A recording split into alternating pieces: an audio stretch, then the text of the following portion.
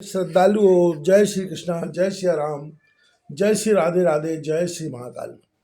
इस वीडियो में आपको स्मरण कराएंगे यज्ञ के लिए धन संग्रह करने का वृतांत।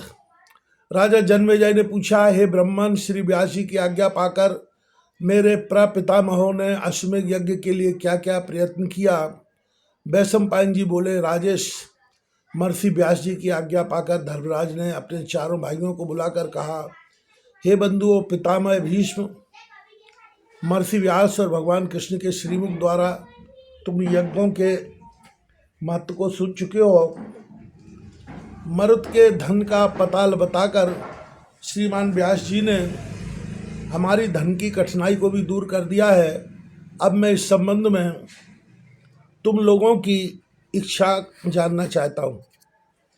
धर्मराज की बात सुनकर भीम ने कहा, भैया, भला इस पुण्य के संपादन में हम लोग कैसे पीछे रह सकते हैं।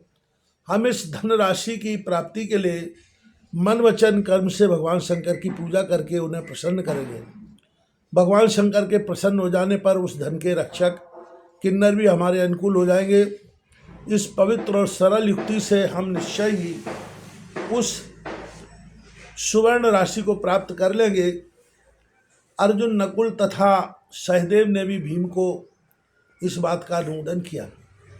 अपने भाइयों की अनुकूल इच्छा को जानकर धर्मराज बड़े प्रसन्न हुए और उस धनराशि को लाने का निश्चय करके विद्वान विप्रों से यात्रा के लिए शुभ दिन तथा नक्षत्र का निर्णय कराया। तदनंतर पांडवों ने विप्रों द्वारा नियत शुभ दिन और शुभ नक्षत्र में सेना को यात्रा के लिए आज्ञा दे दी। पांचों भाइयों ने स्वस्ति वाचन के साथ अनेकों उपकरणों से त्रिशूल पाणी भगवान शंकर की पूजा की और धृतराष्ट्र, गांधारी तथा मां कुंती से आज्ञा ली। युद्ध को राजधानी की रक्षा के लिए नियुक्त किया और 1,24,60,000 वाहन तथा पर्याप्त सेना लेकर हिमालय की ओर प्रस्थान किया। अनेक वन, पर्वत, नदी तथा सरोवरों को पार करते हुए पांडवगण हिमालय पहुंचे। राजपुरोहित धौम्य की आज्ञा से एक सुरम्य स्थान पर सेना का पड़ाव डाल दिया। ठहरने की उचित व्यवस्था हो जाने पर धर्मराज ने विप्रों से कहा, महाराज, शुभ दिन और शुभ नक्षत्र की गणना करके हमें उस कार्य को करने की आज्ञा दीजिए। तब विप्रों ने कहा, राजन, आपके मनोनीत कार्य के लिए आज का ही दिन परम शुभदायक है, अतः आप इस कार्य को सिद्ध करने के लिए उपवास रखें तथा कुशासन पर शयन करें। विप्रों की आज्ञानुसार धर्मराज ने वैसा ही किया। सेवकों से वन को खुदवाना आरंभ कर दिया। थोड़ी ही देर के परिश्रम के पश्चात वहाँ सुवर्ण के अनेकों प्रकार के असंख्य बर्तन निकलने लगे।